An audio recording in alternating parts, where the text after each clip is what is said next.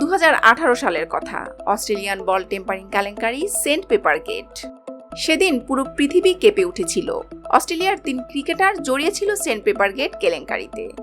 বল tampering এর পর অধিনায়ক এবং সহ অধিনায়ককে 1 বছরের নিষেধাজ্ঞা দিয়েছিল অস্ট্রেলিয়ান ক্রিকেট বোর্ড। স্মিথ এবং ওয়ার্নারও সেই দায় মাথায় নিয়েই সরে গেছেন দল থেকে। এই সেন্ট পেপার গেট ব্যাপারটা ছিল ক্রিকেট খেলা চলাকালীন অবস্থায় সিরিজ কাগজ দিয়ে বলের আকারে পরিবর্তন আনা, অর্থাৎ খেলায় বল টেম্পারিং করা, যা এখনো হচ্ছে প্রতিনিয়ত বিভিন্ন অভিনব পন্থায়। আইসিসির আইনে বলা আছে, খেলা চলাকালীন বেআইনিভাবে কোনো কৃত্রিম বস্তু ব্যবহার করে বা শরীরের কোনো অঙ্গ দিয়ে বা অন্য কোনো উপায়ে বলকে বিকৃত, আকার পরিবর্তন ও অবস্থা পরিবর্তন করা যাবে না। সোজা কথায় বলকে তার স্বাভাবিক নিয়মেই চলতে দিতে হবে। পাকিস্তানের পেসার রৌফের বিরুদ্ধে বল টেম্পারিং এর অভিযোগ তুলেছে যুক্তরাষ্ট্র ক্রিকেটার, জানিয়ে তুমুল বিতর্কের মুখে। টেম্পারিং এর প্রমাণ পেলে নিষিদ্ধ হতে পারে এই বোলার।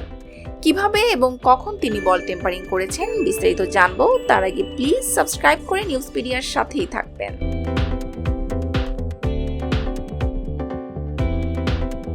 ডালাসে পাকিস্তানের বিরুদ্ধে যুক্তরাষ্ট্রের অবিস্মরণীয় জয়ের পর পাকিস্তানের পেসার হারিস রৌফের বিরুদ্ধে বল টেম্পারিং এর অভিযোগ তুলেন যুক্তরাষ্ট্রের খেলোয়াড় জুয়ান রাস্টি থেরন।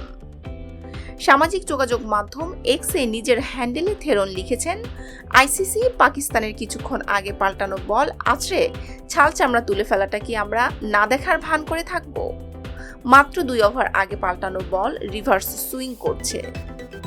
হারিস রৌফের বুড়ো আঙুলের নখ দিয়ে বলের উপর আছড়ানো সবাই দেখেছে। যুক্তরাষ্ট্রের কাছে সুপার ওভারে হারার পর পাকিস্তানের অধিনায়ক বাবর আজমও বলেছেন, বলে রিভার্স সুইং করায় তারা ইয়ার্কার মারার চেষ্টা করেছেন। আন্তর্জাতিক ক্রিকেটে জুয়ান রাস্টি থেরন পরিচিত কোনো নাম নয়। 2010 সালে দক্ষিণ আফ্রিকার হয়ে আন্তর্জাতিক ক্রিকেটে অভিষেক এই পেসারের। 18টি ওয়ানডে এবং টি-20 খেলা থেরন সর্বশেষ আন্তর্জাতিক ম্যাচ খেলেছেন 2 বছর আগে, কিন্তু সেটি দক্ষিণ আফ্রিকার হয়ে নন, যুক্তরাষ্ট্রের পক্ষে। 38 বছর বয়সী থেরন 2010 থেকে 2012 পর্যন্ত আন্তর্জাতিক ক্রিকেটে দক্ষিণ আফ্রিকার প্রতিনিধিত্ব করেছেন। প্রোটিয়াদের হয়ে 4টি ওয়ানডে ও 9টি টি-20 খেলেছেন। অন্য ম্যাচগুলো খেলেছেন যুক্তরাষ্ট্রের হয়ে। আন্তর্জাতিক টি-20তে 13তম ক্রিকেটার হিসেবে 2টি দেশেরই প্রতিনিধিত্ব করেন। এছাড়াও 2011 আইপিএলে ডেকান চার্জার্স ও 2015 আইপিএলে রাজস্থান রয়্যালসের হয়ে খেলেছেন। বল টেম্পারিং করার মুখ্য উদ্দেশ্য আসলে একটি পুরনো বলকে নতুন বলের মতো ও নতুন বলকে পুরনো বলের মতো করে সুইং করানো।